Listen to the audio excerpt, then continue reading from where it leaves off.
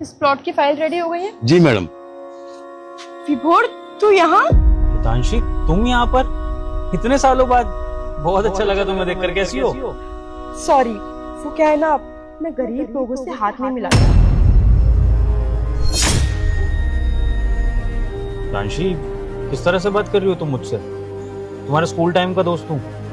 और ऐसा कौन सा बड़ा मुकाम हासिल कर लिया तुमने जो तुम अपने स्कूल के दोस्त से हाथ मिलाने को इनकार कर रही हो और उसे गरीब भी बोल रही हो? तुझे पता नहीं हमारी एरिया की नई डीएम ऑफिसर है? थोड़ा औकात में रहेगा। एसडीएम? हितांशी, तुम इस एरिया की एसडीएम बन गई हो। ग्रेट। मतलब तुमने अपने बचपन का सपना सिविल सर्वेंट बनने का पूरा कर ही लिया। तुम फाइनली इतनी बड़ी पोस्ट पर हो। एक गवर्नमेंट पोस्ट पर बहुत इंपॉर्टेंट पोस्ट होती है ये। So proud of you Hitanshi. और मुझे तो बचपन से ही पता था कि मेरी दोस्त एक दिन जरूर कुछ बड़ा करेगी जिंदगी में। और देखो, आज तुमने सबका नाम रोशन कर दिया, अपनी फैमिली का, अपनी सोसाइटी का, अपने फ्रेंड्स का। अब मैं सबको बताऊंगा कि देखो, ये है मेरी दोस्त जो आज एसडीएम बन गई अपनी मेहनत से। Thank you. मुझे पता था कि मैं अपनी लाइफ में एक अच्छी पोस्ट अचीव करूंगी, लेकिन तुम्हारा क्या? तुम तो इतनी पढ़ाई लिखाई करते थे, अपनी लाइफ एंजॉय नहीं करते थे। तुम उस टाइम भी फटीचर थे और आज भी फटीचर हो। हितांशी, ये क्या टोन है तुम्हारी बात करने की? मैं तुम्हें तुम्हारी सक्सेस की बधाई दे रहा हूँ और तुम मुझे नीचा दिखाई जा रही हो। बहुत अच्छी बात है हितांशी कि भगवान ने तुम्हें मेहनत करने का मौका दिया और तुम्हें इस मुकाम पर पहुंचा दिया। लेकिन इसका मतलब ये तो नहीं है ना कि तुम अपने पुराने रिश्तों को इस तरह से ठुकरा दो, उनसे गलत लहजे में बात करो। ये घमंड ठीक नहीं है हितांशी। इसको ना पॉजिटिव एटीट्यूड कहते हैं। जब इंसान अपने लेवल से आगे बढ़ जाता है ना, तो वो अपने लेवल के बंदों से बात करता है, अपने लेवल के नीचे लोगों से नहीं। तो बस यही बात है। और तुझे पता है मैं कितनी रिच हूँ? मेरे पास सब कुछ है, प्रॉपर्टी, बंगला, गाड़ियाँ। और जितनी यहाँ तू प्लॉट देख रहा है ना, इसमें से आधी से ज्यादा प्रॉपर्टी मेरी है। प्रॉपर्टी, बंगला, बैंक बैलेंस, ये सब कुछ तुम्हारे पास कैसे? एसडीएम की पोस्ट पर सैलरी तो इतनी नहीं होती है कि तुम ये सब इतनी जल्दी अफोर्ड कर सको। और फिर तुम्हें एसडीएम बने टाइम ही कितना हुआ होगा? तो ऐसा भी नहीं है कि तुमने बहुत सारी सेविंग्स कर ली होंगी। ऐसा तो नहीं हितांशी कि तुम रिश्वतखोरी करने लग गई हो इस पोस्ट पर आकर? मेरी लाइफ, मेरी मर्जी, मेरी पोस्ट, मैं चाहे कुछ भी करूं। तू होता कौन है पूछने वाला? बड़ा आया मुझसे सवाल जवाब करेगा। अब चल हट यहाँ से, मुझे मीटिंग में जाना है। और वैसे भी इस पोस्ट पे ना बहुत मीटिंग्स होती है, तुझे कैसे पता होगा? Excuse me.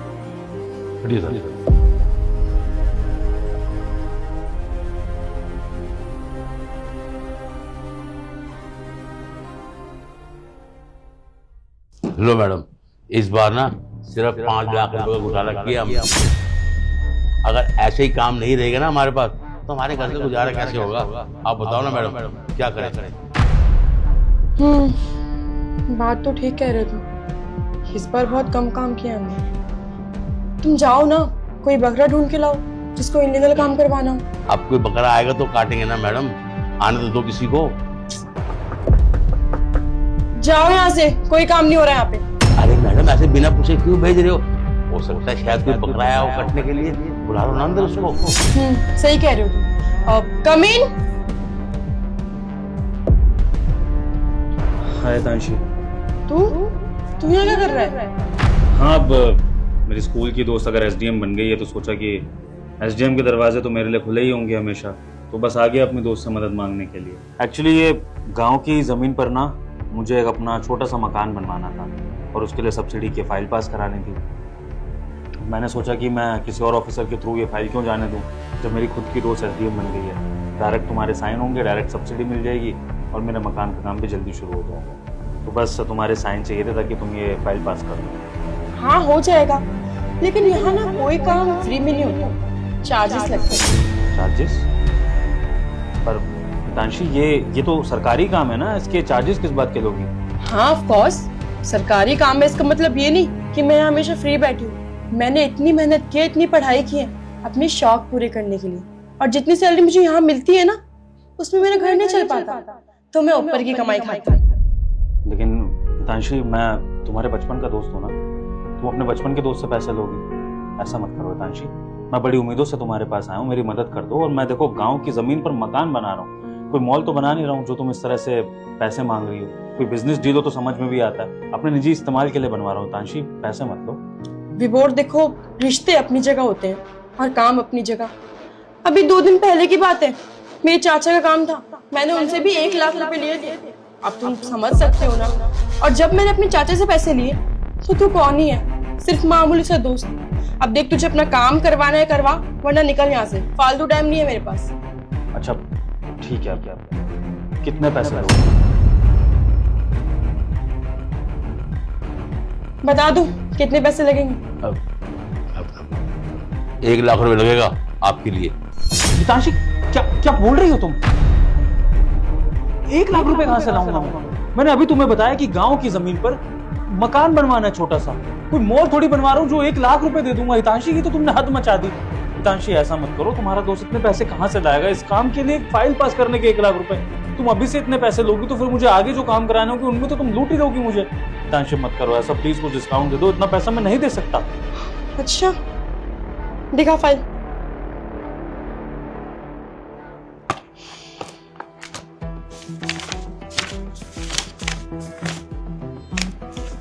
मेहता जी, आपने तो बहुत कम पैसे बता दिए फाइल के अकॉर्डिंग। इसका तो अप्रोक्स 2-2.5 लाख लगेंगे। 2-2.5 लाख? हितांशी, तुम क्या कर रही हो? मैं 1 लाख देने की स्थिति में नहीं हूँ, तुम पैसों को और डबल कर रही हो। हितांशी, तुम्हारे आगे हाथ जोड़ रहा हूँ, अपने दोस्ती की खातिर मुझसे इतना पैसा मत लो। हितांशी, थोड़ा सा दे दो जिसमें तुम्हारा भी काम हो जाए और मेरा भी। देखो, तुम अपना काम करवाना है करवाओ, नहीं करवाना है मत करवाओ।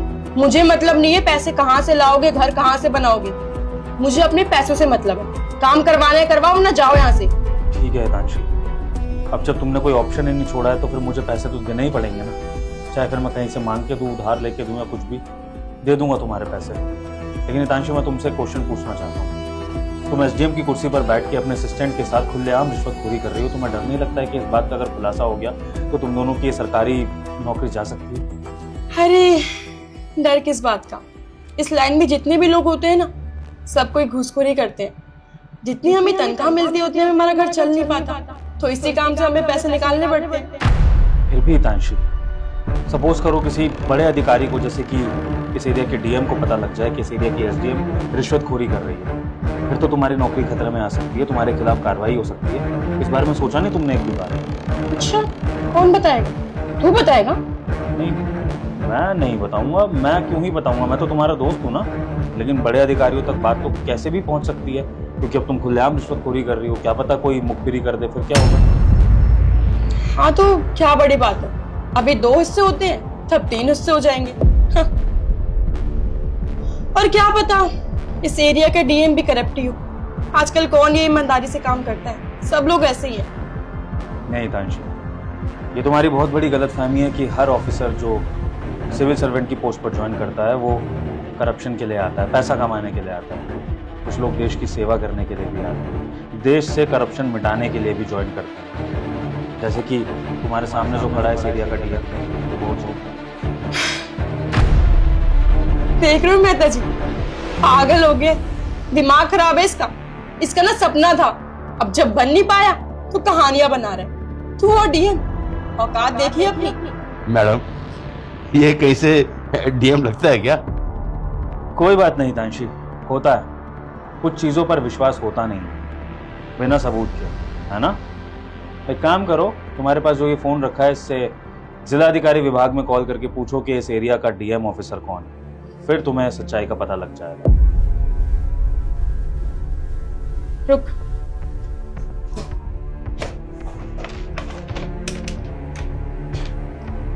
हेलो, इस एरिया का नया डीएम कौन है?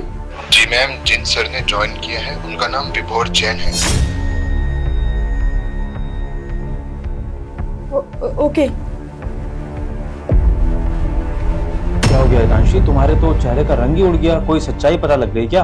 अरे मैं समझ गया, डीएम ऑफिस वालों ने बता दिया होगा कि इस एरिया का डीएम ऑफिसर कौन है ना? अब अपने असिस्टेंट को भी क्लियर कर दो कि कौन हूं मैं। यस सर, ये हमारे एरिया के नए डीएम है। नमस्ते साहब।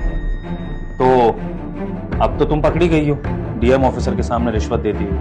और मैं अभी तुमसे पूछ रहा था कि तुम्हें डर नहीं लगता है कि अगर डीएम ऑफिसर के सामने रिश्वत लेती हुई पकड़ी जाओ तो क्या होगा? तो तुम और तुम्हारे असिस्टेंट तो हंस रहे थे जैसे कि कुछ होगा ही नहीं, लेकिन अब तुम दोनों के चेहरे की हवाइयां उड़ गई हैं। तो ये कैसे? विभोर, तुम तो मेरे बहुत अच्छे दोस्त हो ना, और तुम्हें तो पता है इस लाइन में ये सब करना पड़ता है, मजबूरी होती है, तो बस इसलिए मैंने किया। नहीं तांशी, मैं तुम्हें फिर बता रहा हूँ कि सारे सिविल सर्वेंट करप्शन करने के लिए नहीं आते हैं। और मेरा बचपन से सपना था कि अगर मैं देश की सेवा करूंगा तो ईमानदारी से, बेईमानी का 1 रुपया भी नहीं रखूंगा अपने पास।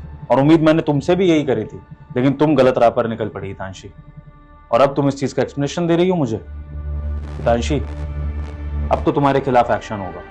तुमने डीएम के सामने करप्शन की बात करी है, रिश्वतखोरी की बात करी है, तो अब तुम्हारा और तुम्हारे असिस्टेंट का जेल जाना तय है। और जेल जाने के साथ साथ तुम्हारे करियर भी बर्बाद होंगे। तुम किसी भी सरकारी महकमे में कभी दोबारा ज्वाइन नहीं कर पाओगे। और ये टेस्ट मैंने जानबूझकर लिया ही इसलिए था तांशी, क्योंकि अगर मैं तुम्हें वहीं बता देता कि तुम्हारा दोस्त ही इस एरिया का डीएम है तो तुम्हारे असली रंग देखने को नहीं मिलता। दोस्ती में तो तुम वैसे ही फेल हो गई, लेकिन अब तुम इस सरकारी पद पर भी ईमानदारी से काम नहीं कर सकती, इसलिए तुम अपने प्रोफेशनल करियर में भी फेल हो चुकी हो तांशी। देखो विभोर, अब जो हो गया सो हो गया।